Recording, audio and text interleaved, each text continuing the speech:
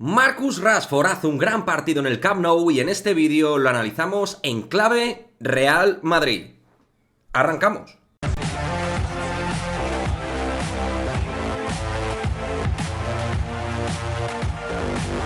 ¿Qué pasa, chicos? Muy buenas. Pues efectivamente vamos a hablar de Marcus Rashford, que ha sido un jugador clave para que el Manchester United siga pues con opciones reales de pasar a la siguiente fase de la Europa League y que a sus 25 años parece que un chico que prometía tanto y que no demostraba ni la mitad de lo que podía llegar a ser, por fin parece que se tiene ya una sensación de versión más real con respecto a su pico o techo de calidad. Un Marcus Rashford que está marcando goles con el Manchester United, está haciendo buenos registros, que está madurando claramente su juego, teniendo más impacto, siendo más líder dentro de un equipo que necesitaba de hace tiempo a Marcus Rashford.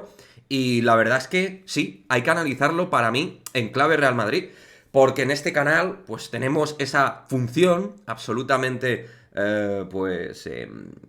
respecto al club, de lo que entendemos que son jugadores que podrían venirnos bien, futbolistas que por distinto perfil y tipología podrían venir bien al Real Madrid. Así que evidentemente, sin hacer más trailers ni historias, Marcus Rashford podría ser una muy buena opción de ataque para el Real Madrid en todo aquello que nosotros llamamos entre Benzema y Endrick, algo intermedio entre todo esto, ¿no? Entre el Benzema, que seguimos estirando el chicle hasta que le dé, porque es un extraordinario jugador, pero hay que saberlo cuidar por ser ya un veterano evidente y con lesiones redundantes esta temporada, y un Endrick que llegará en 2024 con 18 años como apuesta del club. Y todo esto entendiendo que operaciones como Haaland y Mbappé pues son tremendamente complicadas, siendo honestos a día de hoy. Por lo tanto, Marcus Rashford es un tipo que encaja muy bien, un futbolista que es absolutamente polivalente, que cuando tiene ese perfil de partidos para espacios, para poder correr, conducir, romper y desbordar por dentro, es un futbolista que tiene momentos de determinante a la hora de poderse cruzar en las situaciones de carrera o poder, insisto, buscar las contras o el espacio. Es un jugador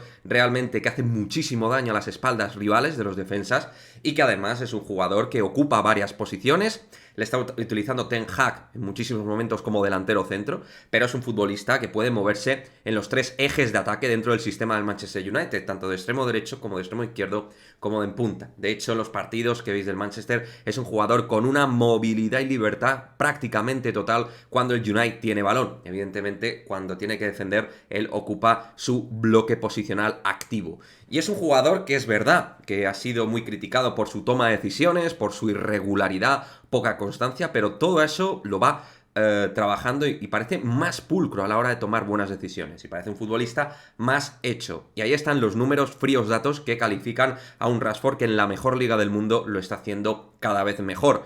Termina contrato en 2024 y quedándole solo un año, para mí es obligación estar simplemente atento a su situación y que sea un futbolista que valore otras metas.